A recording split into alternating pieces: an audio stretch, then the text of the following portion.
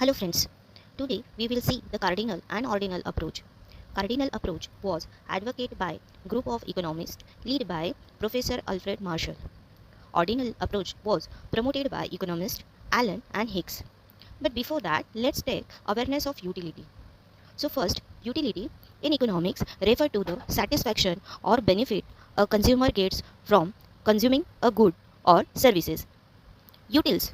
Utils are a conceptual or imaginary unit used to measure this satisfaction. For example, if a consumer prefers a pieces of pizza to a ball of pasta, it might be said that the pizza provides more utils than the pasta. In the simple terms, the utils is allied that with cardinal utilities, which assume that utility can be measured by numerically.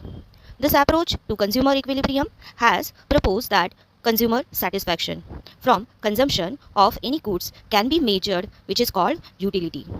Utility is the want satisfaction power of a commodity. Utility can be measured in terms of cardinal numbers, for example, 1, 2, 3 and numbers.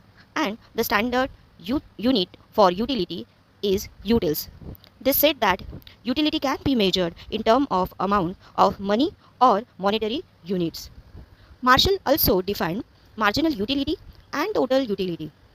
Marginal utility is the utility derived from consumption of one additional unit of a commodity, and total utility is the sum total of marginal utilities derived from consumption of all the units of the commodity. Here, the features of cardinal approaches. Some assumptions. First, rationality.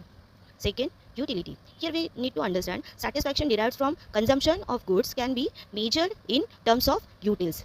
And now third one is marginal utility of money. Utility can be measured in monetary units. Because Marshall considered money as a measuring rod of utility.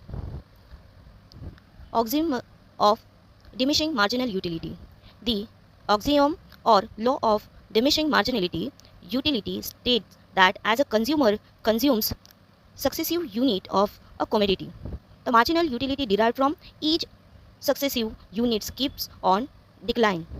The law assumes that first, unit of commodity are homogeneous.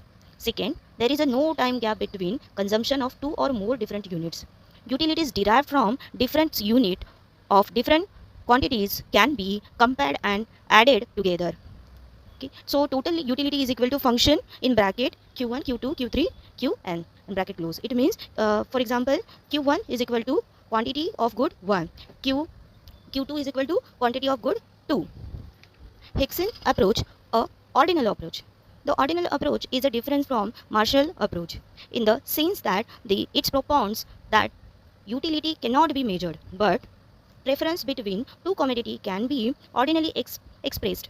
So what a consumer need to do is to reveal his preference is case two commodity or more than two commodities.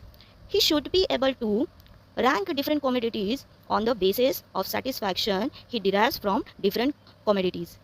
Under this approach, concept of indifference curve and budget line has been used to explain consumer equilibrium. The assumptions of this approach is rationality. Consumer's goals is to maximize his and her satisfaction. Then second is transitive.